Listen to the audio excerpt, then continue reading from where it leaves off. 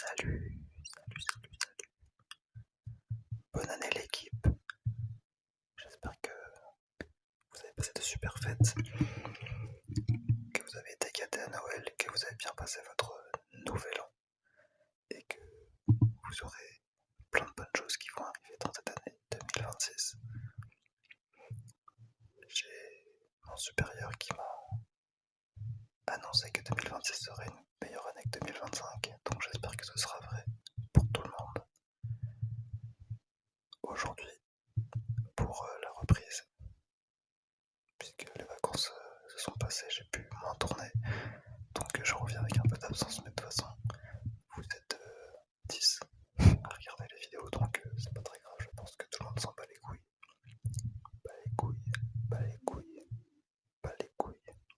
Donc aujourd'hui, on va parler un petit peu de mon avis sur le jeu vidéo en général, puisque eh bien, mes dernières vidéos étaient à propos de ma formation artistique dans le domaine du jeu vidéo. Et donc maintenant, il est temps, je pense, de vous partager mes takes sur eh bien, le jeu vidéo en général. Qu'est-ce que j'aime moins, quel est mon historique avec ce média. Donc, eh ben, sans plus tarder, on est parti. J'espère que ça vous plaira et que j'ai pas trop perdu la main sur la SMR. Bon, j'ai pas beaucoup de mains de base, mais j'espère que ce sera pas trop nul le son. Je pense que ça va. Donc, ma première console à moi, c'était comme beaucoup, je pense, la Nintendo DS Lite. Donc la deuxième, elle était rouge, très stylée. Je l'ai eu à 6 ans. 6 ans. Et bah, ça m'a marqué dans toute ma vie de gamer, puisque à cause de ça, je suis devenu un immense fan de consoles portables. Je ne jure que par ça, honnêtement. Bon, de moins en moins maintenant, mais quand même, je pense que si en fait, puisque maintenant je joue principalement à la Switch. Mais on reviendra à ma consommation de jeux vidéo actuelle plus tard. Donc voilà, j'ai une Nintendo DS à 6 ans. Et bah, je suis devenu, d'après mes parents en tout cas, un gros geek. Je jouais beaucoup. Je me stoppais pas de moi-même, il fallait qu'il me stoppe. Avec du recul, je pense qu'il me stoppait quand même bien, puisque je jouais en général 2 heures par jour max. Et j'ai appris au cours de ma vie que c'était beaucoup par rapport à l'époque, mais qu'il y avait quand même des cas de geekerie bien plus extrêmes que la mienne. En tout cas, j'ai beaucoup joué à la Nintendo DS. J'adore cette console. Et bah, évidemment, j'ai commencé par des jeux un petit peu random, un peu inconnus. Mais j'ai vraiment commencé à apprécier le jeu vidéo vraiment fort à partir de mon premier Pokémon que j'ai eu, Pokémon Diamant. Et bah, pareil, première console DS m'a façonné mon amour pour les consoles portables. Et Pokémon m'a façonné mon amour pour les RPG. Donc c'est un peu mon style de jeu préféré actuellement.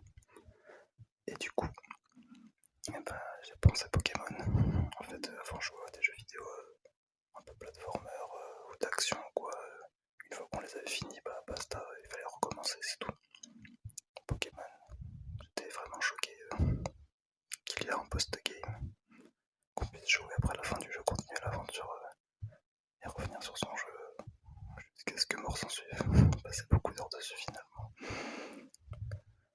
Et donc j'ai cherché beaucoup des jeux comme ça à l'avenir, puisque bah, comme beaucoup de petits des années 2000, j'avais pas une thune pour m'acheter des jeux vidéo, c'était moins bien vu que maintenant en tout cas, de jouer. Et du coup j'avais pas un budget illimité. Donc souvent je revendais mes jeux à Micromania, pire technique, mais à l'époque on faisait comme ça, on n'avait pas trop le choix. Donc je j'économise toute l'année pour pouvoir m'acheter un jeu tous les, je sais pas, 4, 5, 6 mois. Donc si le jeu n'était pas rentable au niveau de temps de jeu, je pouvais pas profiter au max. C'est pour ça que j'ai longtemps boycotté les jeux Mario, Mario Bros, Mario Kart, puisque Mario Bros va sur jeu de plateforme, il y en a pourquoi 15 heures de jeu à tout péter. Après faut le compléter, faire à 100%, mais c'était pas assez viable pour moi. Et encore aujourd'hui j'ai un peu ce rapport au temps de jeu, qui est pas forcément un bon rapport, puisque on peut avoir une excellente expérience de jeu vidéo en 15 heures, et ça vaut mieux qu'un jeu qui dure 100 heures, mais qui est moyen. Mais en tout cas, j'ai été un peu façonné comme ça. Donc voilà, Pokémon Diamant pour mon premier Pokémon. Pardon les anciens, j'ai pas commencé sur les premières versions, mais la 4ème génération en tout cas. Moi ça m'a beaucoup marqué. Après forcément Pokémon Argent, Soul Silver, puis Pokémon Blanc. J'ai beaucoup joué. Ensuite un collègue, un pote m'avait filé sa PS2 puisqu'il passait à la PS3. Et du coup, bon, j'étais un peu à l'ancienne, mais la PS2 m'a beaucoup marqué aussi, malgré mon âge qui ne correspondait pas vraiment à celui des joueurs PS2, on va dire. Et j'ai découvert ça bien après, donc j'étais toujours démodé. Quand je voulais inviter des potes pour jouer, ils voulaient tous jouer à Call of Duty. Mais moi j'avais pas ça, je jouais plutôt à Dragon Ball, Budokai Tenkaichi 2, 3, Budokai 3, Budokai 2. Bref, j'ai beaucoup de jeux Dragon Ball, j'ai beaucoup saigné ces jeux-là. Bon, effectivement, une fois qu'on a fini le jeu, on a fini l'histoire, etc. Mais comme c'est un jeu de combat, il y a toujours moyen d'approfondir ses skills. Donc j'ai passé beaucoup de temps à devenir fort au jeu, on va dire. Beaucoup d'heures sur ces jeux-là. Sur la PS2, j'avais aussi un autre grand jeu qui m'a beaucoup marqué. C'est Star Wars Battlefront 2. Alors, les plus jeunes pensent que Battlefront, ce sont des jeux PS4, PS5, PC. Il y a les raisons. Ils sont 1 milliard de fois moins bien que Battlefront 2 sur PS2. Je maintiendrai cette take jusqu'à la fin de ma vie. Peut-être que je suis un vieil aigri. Mais Battlefront 2 était vraiment incroyable. C'était un TPS, un peu à la Fortnite, avec des maps vraiment grandes pour l'époque, beaucoup de classes, de Stormtroopers. Pour incarner des Jedi, ça sautait dans tous les sens. C'était beaucoup plus fluide que les versions récentes, je trouve. Et évidemment, le modèle économique de l'époque, donc qui pour moi est le meilleur et pour beaucoup d'ailleurs. On a acheté notre jeu, il est complet, pas besoin d'acheter de DLC de Season Pass ou quoi. Donc pareil, j'ai passé énormément de temps dessus. Et à base de Battlefront 2 et Budokai Tenkaichi 3, le jeu Dragon Ball, m'ont aussi beaucoup marqué dans mon appréciation des jeux vidéo en général. Je viendrai plus tard sur ce qui fait pour moi un bon jeu. Et dans mon top des jeux préférés, vous verrez que ça a un rapport avec comment se joue ce genre de jeu. Je pense avoir des grandes maps assez libres, sans pour autant avoir un monde ouvert, avec beaucoup de choses dans une zone à faire, beaucoup de trucs à explorer, de décors à visiter. Même au cœur de l'action, on peut prendre un peu son temps dedans et kiffer ça, moi j'aime bien. Enfin bref. Le problème de la PS2 pour moi, ça a toujours été que c'était une console de salon. Parce que comme je vous l'ai dit, je suis trop matrixé par les consoles portables, j'aime trop jouer n'importe où. Avec un petit truc entre mes mains, ça s'allume rapidement, ça se lance rapidement et ça part. Alors qu'allumer la télé, mettre le câble AV, à l'époque c'était pas HDMI, c'était le câble AV. Allumer la Play 2, attendre que ça charge, lancer le jeu, c'est long. DS, bouton d'allumage, on appuie sur A pour lancer le jeu, c'est parti. Pour moi ça n'a pas de prix. Et du coup, j'ai eu pour Noël, quand j'étais en seconde, une PS Vita. PS Vita. Peut-être que je débloque ce souvenir pour certains.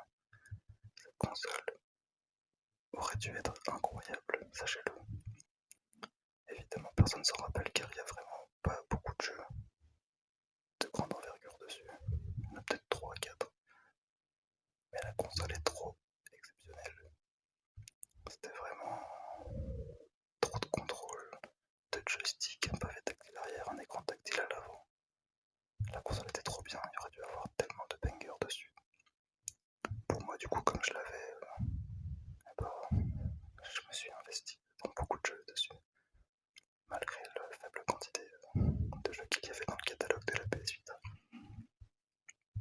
Mais quand même, ça a aussi façonné un peu ma vision du jeu vidéo, puisque moi j'ai joué à Gravity Rush, qui est un open world d'action, qui était vraiment super. J'ai adoré l'expérience, mais une fois que je l'avais fini, pareil, il n'y avait plus grand chose à faire. C'est pour ça qu'une immense map avec moins de choses à faire, je trouve ça moins intéressant que des zones plus restreintes. On est quand même relativement libre d'explorer et où elle est vraiment travaillée avec beaucoup de détails à l'intérieur. Je préfère. Mais Gravity Rush, quand même, c'était vraiment une expérience. Et la PS8 a donné aussi accès à des jeux en dématérialisé. Et on avait aussi accès aux jeux PSP, donc j'ai pu découvrir la licence Monster Hunter avec Monster Hunter Freedom Unite. Et là j'ai été choqué. Le jeu était trop incroyable. En fait, au début, j'ai pas compris évidemment, c'était beaucoup trop dur. J'arrivais même pas à taper le deuxième gros monstre qu'on rencontre. Vraiment au tout début du jeu, donc j'ai vite abandonné. Mais j'avais un pote qui connaissait bien la licence qui m'a dit viens on joue ensemble. J'ai dit ok. On a chassé et là j'ai compris. J'ai vu chasser des Ratalos, des grands dragons géants avec une grosse épée, tout seul il était tout petit. Ça avait l'air exceptionnel en fait quand je le voyais. Parce que quand on est à deux, quand on joue à deux, moi je me mettais en retrait parce que j'étais nul. Et lui faisait le gros du boulot on va dire. Il fallait juste que je survive. Et du coup j'étais trop choqué. Et du coup j'ai compris comment jouer au jeu. J'ai beaucoup tryhard et je suis devenu relativement ok au jeu. Et à partir de là, j'ai passé des centaines d'heures. Surtout que Monster Hunter Freedom Unite est un jeu très très difficile. Maintenant Monster Hunter c'est un petit peu mainstreamisé. Mainstreamisé. Bon, le mot n'existe pas, il est impossible à prononcer. Mais maintenant c'est devenu un peu plus casual. C'est plus accessible. Être nouveau dessus est moins un frein qu'à l'époque. Et donc, eh ben, j'ai passé beaucoup de temps à théorie crafter dessus, à m'entraîner, à farmer beaucoup, beaucoup, beaucoup, beaucoup.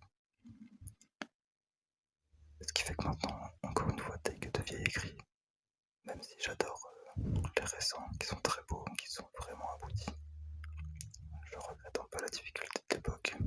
À l'époque, quand on chassait un dragon ancien, c'était vraiment une tâche ardue, il y avait vraiment une aura de ces monstres. Maintenant, bon, c'est un peu plus simple, on va dire. Ça reste difficile, mais c'est quand même un peu plus simple. Bref. La PS Vita, ça a été ma dernière console jusqu'au lycée, où une fois que j'ai eu mon bac, je suis parti en école de jeux vidéo. Comme je vous l'ai dit au début de la vidéo et dans la vidéo précédente.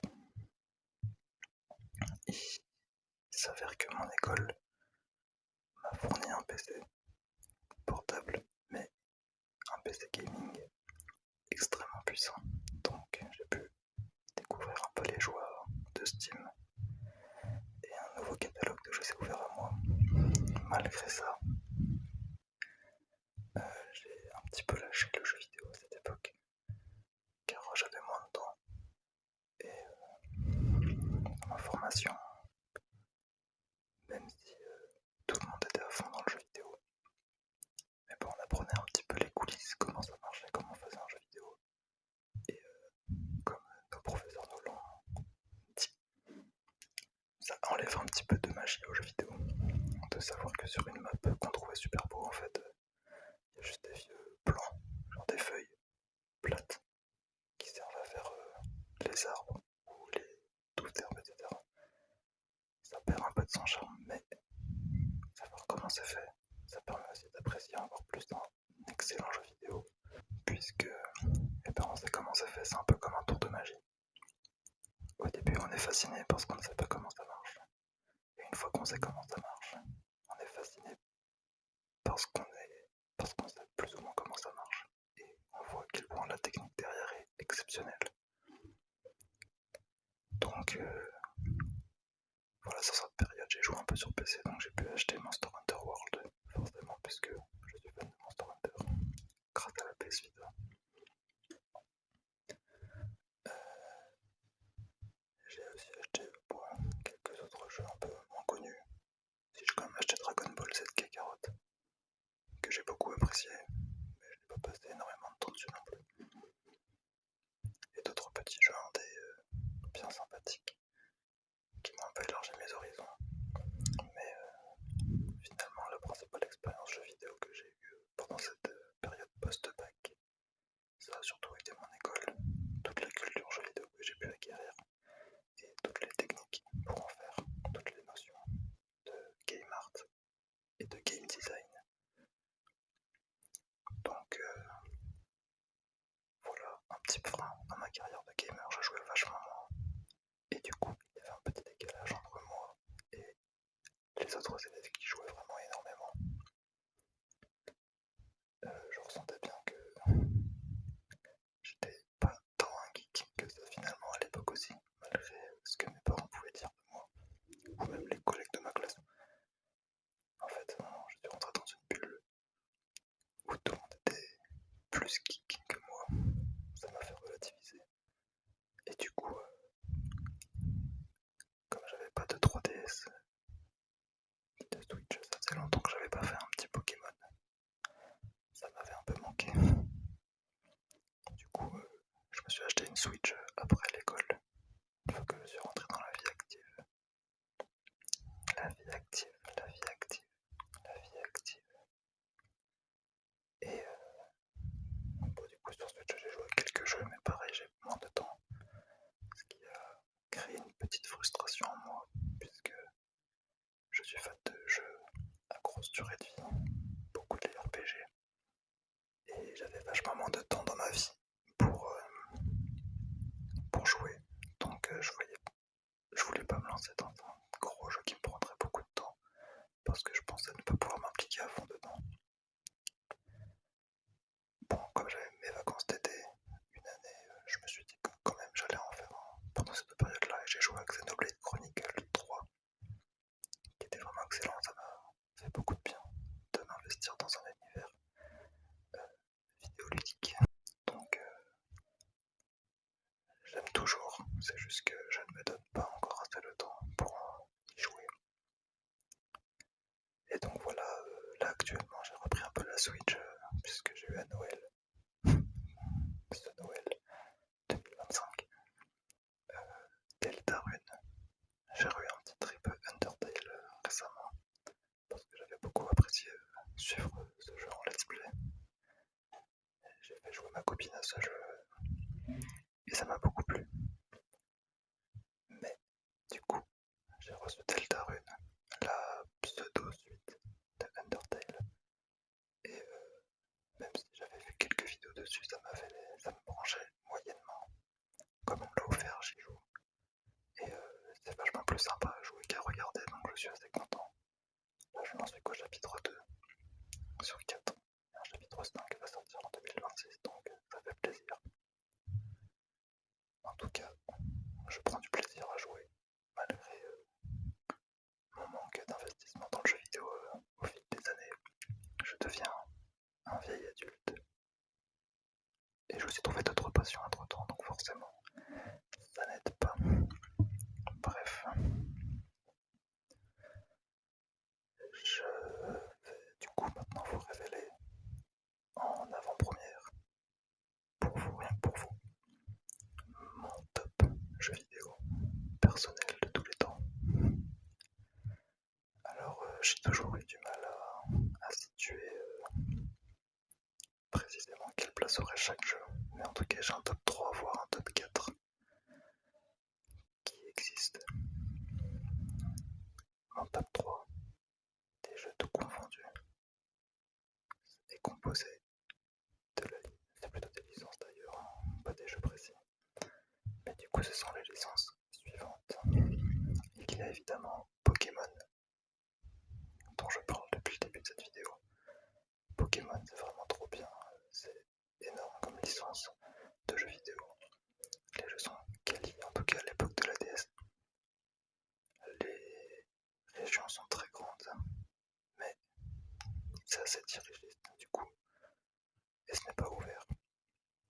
Donc chaque route est bien détaillée, il y a beaucoup de zones secrètes à aller explorer. Une fois qu'on a fini l'histoire principale, d'autres zones se débloquent, il faut refaire toutes les régions. J'apprécie particulièrement faire les jeux Pokémon sans m'aider d'internet pour avoir un max de surprises. J'ai fait l'erreur de regarder beaucoup de teasers à l'époque de Soleil et Lune. C'était la période où Nintendo a décidé de bombarder d'informations les joueurs de ce jeu sur les réseaux, sur la télé, etc. en vidéo. Et du coup, il n'y avait aucune saveur au final. Je connaissais déjà tous les Pokémon avant même de jouer au jeu. La région était plus petite, j'avais l'impression. Bref, l'expérience m'avait moins plu. Alors que un Pokémon blanc, Pokémon argent, Soul Silver, Pokémon diamant m'avait vraiment bluffé. Et j'ai passé beaucoup d'heures dessus, beaucoup de trucs à faire. Plein de Pokémon à capturer, plein de zones secrètes à explorer, bref. C'est une licence que j'adore. Je me suis aussi pas mal mis à la stratégie. Le système de combat étant hyper intéressant. J'ai beaucoup pensé. J'ai jamais été très fort, mais j'ai du coup une bonne base stratégique. Surtout à l'époque du coup de Soleil et Lune. Puisque le jeu m'avait pas trop plu, j'ai plutôt bombardé les combats, on va dire. En deuxième, qui n'est pas forcément le deuxième de ce classement, c'est juste mon top 3 est vague, on va dire. Du coup, dans ce top 3, il y a Pokémon qui se situe à une place entre 1, 2 et 3 en fonction des périodes. En deuxième jeu de ce top 3 qui n'a pas de place non plus précise, il y a Monster Hunter évidemment, j'en ai aussi parlé. Attention, le troisième va vous surprendre, car je n'en ai pas encore parlé. Monster Hunter, donc, c'est ce jeu de chasse aux monstres géants, alors qu'on est un petit bonhomme ultra rigide, avec peu de points de vie, et on tape vraiment pas aussi fort que les monstres. J'ai adoré ce jeu, surtout Freedom Unite sur PSP à l'époque, mais j'ai aussi beaucoup joué à World. Et la licence en général, j'ai joué au 4 Ultimate, j'aimerais bien en faire plus, mais ça demande tellement de temps d'investissement ce jeu que j'ose pas. Mais je sais que je pourrais apprécier n'importe lequel de ces jeux, honnêtement. Dans Freedom Unite, je parlais principalement de lui parce que c'est vraiment celui-là qui m'a le plus traumatisé. Notre personnage bouge lentement, il ne saute pas, il tape lentement. C'est un calvaire au début, mais du coup, une fois qu'on maîtrise un peu le jeu, quelle satisfaction de battre des gros monstres alors qu'on est si défavorisé par rapport à eux. Un peu dans le même esprit que Pokémon, même si c'est pas vraiment la même chose. On est dans des petites zones qui recèlent de ressources à les fouiller, de petits monstres à côté qui nous permettent, si on les tue, de récupérer leur peau, leur viande. On peut se faire à manger sur la map directement, le temps de prendre une pause avant de retaper le gros monstre qu'on chasse de base. On chasse des dragons, des bêtes mystiques. Chaque monstre a ses patterns singuliers. Chaque monstre est unique. Et une fois qu'on a chassé le monstre, on craft son armure à force de le chasser encore et encore. Récupérer toutes ses ressources possibles. Et les armures sont ultra stylées aussi. Bref, le jeu est un banger. Par exemple, moi j'aime bien jouer de cette façon. Je chasse des monstres jusqu'à en trouver un que je trouve incroyable dans sa mécanique, dans son design. Peu importe. Et une fois que je l'ai trouvé, je le chasse en boucle jusqu'à pouvoir me faire son armure parce que j'aime trop le monstre. Comme ça, je peux hyper ressembler à ce monstre. Bref, je m'implique beaucoup dans ce jeu. En plus, dans Freedom Unite, il y a un petit village du coup qui est le hub central. C'est là où on peut crafter ses armures. On a une ferme qui nous permet de récolter des potions, de quoi crafter des potions, de quoi crafter d'autres objets.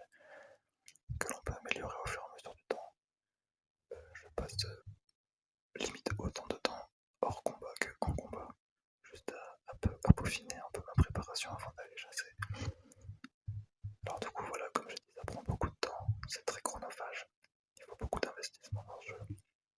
Mais quand on a ce temps-là, eh ben, c'est un vrai régal, l'immersion est vraiment trop cool alors que c'est un jeu, bah à la base c'est un jeu PS2 quoi, c'est un très très vieux jeu. Et pourtant il est si bien, vraiment j'adore. Et pareil le lore, il y a un lore avec les monstres. Ce lit, c'est très optionnel, il n'y a pas vraiment d'histoire dans Monster Hunter. Il faut aller acheter des ouvrages dans les magasins et les lire, et c'est tout. Et c'est un petit peu chiant dans un jeu vidéo. Quand tu ne joues pas, tu lis juste. Mais et bah, une fois que j'ai fait un peu le tour du jeu, que j'ai envie de faire une petite pause dans le jeu, et bah je peux me poser, lire un petit peu l'histoire de chaque monstre, découvrir que en fait tel monstre que je galérais à taper à chaque fois, et bah en fait il avait un point faible depuis le début, et qui était inscrit dans ce livre. Bref, il y a plein de petits secrets cachés. Et c'est trop bien. D'ailleurs, l'avantage de ces jeux à petites zones très détaillées, c'est que ça fait un peu travailler l'imagination. Je m'imagine très facilement un univers complet autour de ces petites zones. Et du coup, ça rend le jeu encore meilleur dans le sens où, dans un open world, eh ben, on voit tout. Là, on ne voit que ce que le jeu va nous montrer, mais on peut imaginer que le jeu est beaucoup plus vaste. Et ça me parle beaucoup. Bref. En troisième, dans mon top 3, il y a un troisième jeu dont je n'ai pas parlé, une troisième licence, qui est actuellement morte. Ça me désole un petit peu, mais c'est la vie. Il s'agit de la licence Jak and Daxter. Jak and Daxter, ce sont des jeux exceptionnels. De l'époque de la PS2 aussi. Que des vieux jeux dans mon top. Désolé les jeunes. Jak and Daxter, ce sont des jeux de plateforme. Au début, c'est un pur platformer dans un simili open world en fait. C'est comme les deux précédents quoi. Il y a des zones un petit peu spécifiques. Une plage, une jungle, un marais, des grottes, de la montagne. Et il y a énormément de trucs à faire dedans. C'est un jeu à patoun. Si je dois citer le jour du grenier, c'est-à-dire qu'il y a plein de collectibles et il faut récupérer un certain nombre de collectibles pour avancer dans l'histoire. Et du coup, eh ben, ça c'est pour le Jak 1, parce qu'après les autres n'ont rien à voir, mais je vous explique juste après. Du coup, on explore toutes les zones de fond en comble pour récupérer tous les collectibles du jeu. Et du coup, on se rend compte que les zones fourmillent de détails et qu'il y a des dizaines de trucs à faire dans chaque zone. Chaque zone est reliée sans chargement, ce qui donne une impression de monde ouvert, même si ce n'en est pas vraiment un. Et ben voilà, ça rejoint encore un peu, vous voyez le schéma, ce schéma des jeux que j'aime bien. Des zones où on est libre de se balader dedans, qui ne sont pas trop grosses, mais qu'il y en a plusieurs, qui sont reliées, et dans lesquelles il y a énormément de travail. Et ça, et ben, ça me stimule déjà mon imagination, car je n'ai pas accès à une map gigantesque, entièrement ouverte. Et en plus, eh ben, on peut voir derrière le travail des designers pour rendre chaque map unique, ultra interactive et intéressante. Donc en termes de gameplay, moi c'est ce qui me parle le plus. Après dans Jak 2 et Jak 3, on arrive plus sur des mondes ouverts, purs. Dans Jak 2 on a une ville qui est très très grande, on peut voler des voitures, etc. Le changement est brutal par rapport au premier. On passe d'un monde un peu à l'ancienne à un monde plutôt futuriste. On obtient des guns et Jak 3 c'est un peu la suite logique, on rajoute encore une autre map géante à côté de la ville. Plus d'armes. Et ce qui est fou dans Jak and Daxter, ce que j'adore, c'est qu'il y a énormément de mini-jeux, de façons de jouer. C'est un jeu d'action-aventure du coup dans un open world à la base.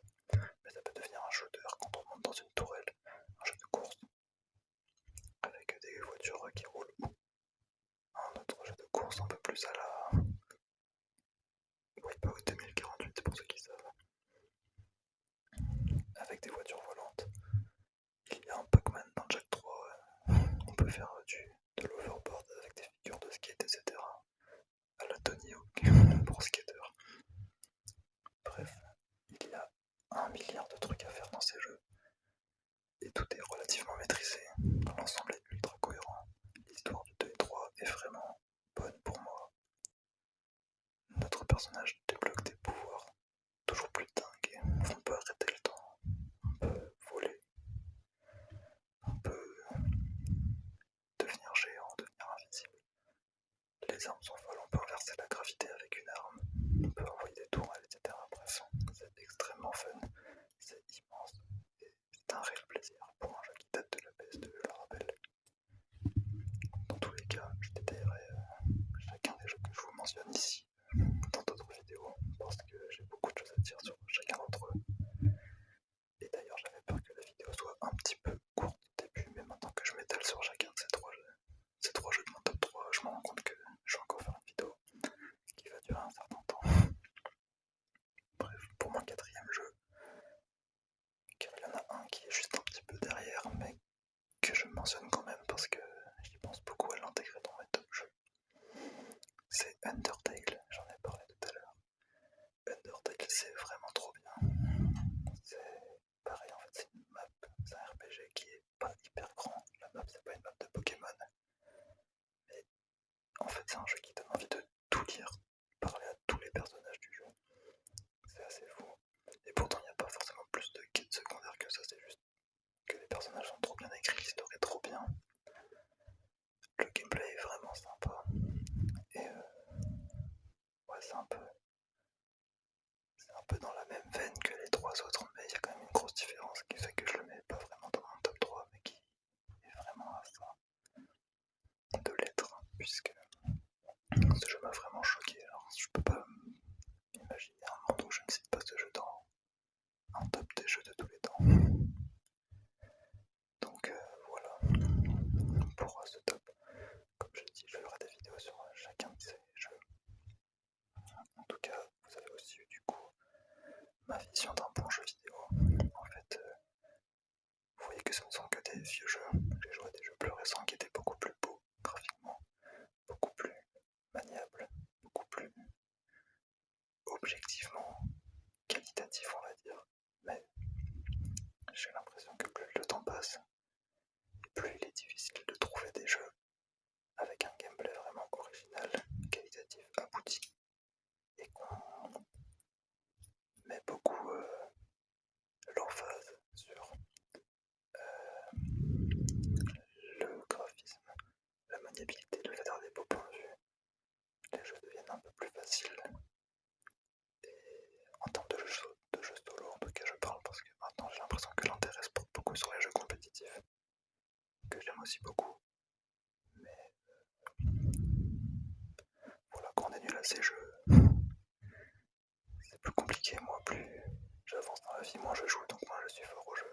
Je me rends compte en jouant avec des gens un peu plus jeunes que je connais que je suis plus du tout aussi fort qu'à l'époque à Mario Kart par exemple. Et ça me frustre un peu. En tout cas, voilà, moi je place le gameplay avant le graphisme, même si je suis graphiste de jeux vidéo de formation. Et du coup, je privilégie un beau level design, un beau game design aussi. Je veux des contrôles sympas, des mécaniques de jeu qui sont intéressantes.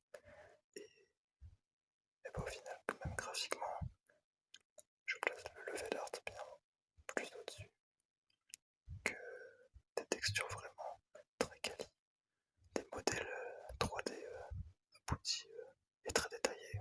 En fait, voilà, ce n'est pas la performance de la console qui fait pour moi, c'est la beauté d'un jeu. C'est vraiment comment les créateurs de jeux se sont décarcassés pour rendre le jeu immersif. Et voilà pour moi. J'ai pas vu beaucoup de jeux qui m'ont plus ébloui en termes de beauté et des environnements qu'un Jack and Daxter, qu'un Monster Hunter. Et pour Pokémon et Undertale, c'est du pixel art 2D, donc c'est un peu différent, mais ça reste des jeux qui sont très singuliers dans leur direction artistique. Et Pokémon, déjà, c'est très très beau en termes de pixel art. Et Undertale, ça a vraiment de la personnalité, donc voilà, moi j'aime bien. Si je devais créer un jeu vidéo, en tout cas, je me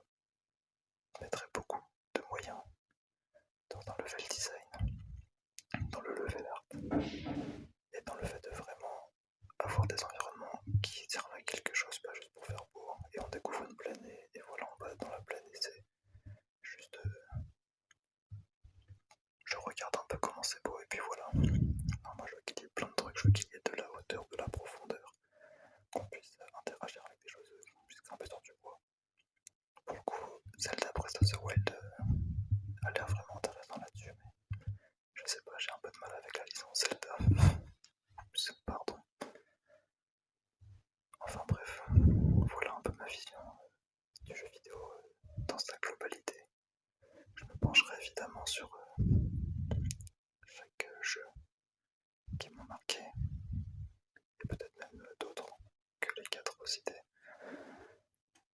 en fonction de ce à quoi je jouerai à l'avenir. Si jamais je suis en manque de sujet ou quoi, mais en tout cas, sachez que ça sera abordé par ce prisme-là. Évidemment, je respecte ceux qui veulent des mécaniques très techniques, les compétiteurs. Je respecte aussi ceux qui veulent des jeux extrêmement poussés graphiquement, qui veulent se prendre des claques visuelles à chaque fois qu'ils jouent à un jeu, qui ont besoin d'un excellent écran et une excellente carte graphique pour faire tourner leur jeu. C'est très qualitatif aussi, mais moi ça me parle moins en tout cas. Donc voilà. En tout cas, j'espère que ma vision du jeu vidéo parlera à certains. Et si ça ne vous parle pas, et ben, j'espère avoir des avis aussi un peu différents, des arguments sur pourquoi d'autres façons de voir le jeu vidéo est aussi intéressante. Je suis pas du genre à rester campé sur mes positions, enfin, je pense pas qu'on puisse me faire changer de goût, mais j'aimerais bien voir le point de vue d'autres personnes sur le jeu vidéo. Bon, j'en ai déjà eu beaucoup des avis, puisque, comme je vous l'ai dit, j'ai déjà été entouré par beaucoup de geeks, de gros joueurs de jeux vidéo. Donc voilà, mais quand même, ça m'intéresse. Bref, j'ai fini de parler. J'espère que ça vous aura un petit peu détendu. Peut-être que je vous ai fait découvrir des jeux, même si je pense qu'il y en a quand même beaucoup qui sont bien connus. Peut-être que je vous aurais donné envie de jouer à d'autres jeux.